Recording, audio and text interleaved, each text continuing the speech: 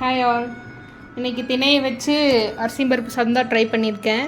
So அதுக்கு வந்து குக்கரில் கடுகு கடலப்பருப்பு போட்டு நல்லா பொரிய விட்டுருங்க.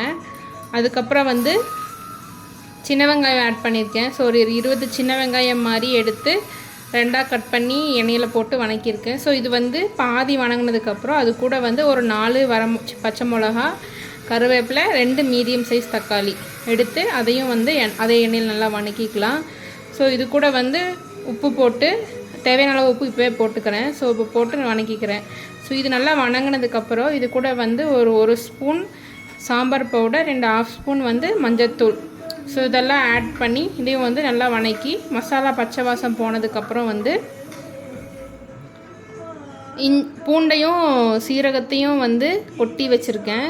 ஒரு 1-2 கொட்டி வச்சுருக்கேன். ஸோ அதையும் போட்டு வணக்கிக்கலாம். அது ரொம்ப நேரம் வணங்கணும்னு அவசியம் இல்லை.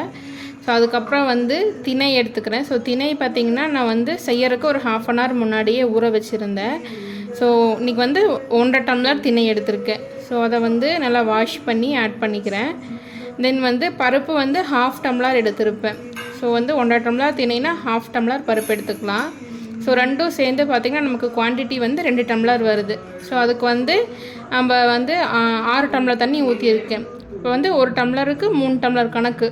ஸோ ஊற்றி நல்லா கொதி வந்ததுக்கப்புறம் ஒரு டைம் உப்பு பார்த்துக்கோங்க. உப்பு காரம் எது இல்லைனாலும் அட்ஜஸ்ட் பண்ணிக்கலாம். எனக்கு கொஞ்சம் உப்பு பத்தல, எகெயின் உப்பு போட்டு மிக்ஸ் பண்ணிவிட்டு நல்லா கொதி வந்ததுக்கப்புறம் வந்து மூடி வச்சு 5 விசில் விட்டுருக்கேன்.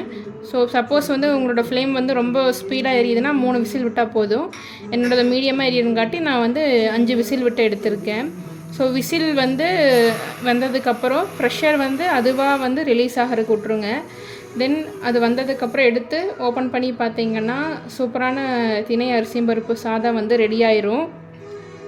ஸோ இது வந்து நம்ம நார்மல் அரிசி பருப்பு சாதம் மாதிரியே தான் நல்லா டேஸ்ட்டாக சூப்பராக இருந்துச்சு. சாப்பிடும்போது கொஞ்சம் நெய் விட்டு சாப்பிட்டாலும் சூப்பராக இருக்கும். இல்லை சைடிஷாக தயிர் வச்சுக்கிட்டாலும் நல்லாயிருக்கும். ட்ரை பண்ணி பார்த்துட்டு எப்படி இருக்குதுன்னு சொல்லுங்கள். பாய்.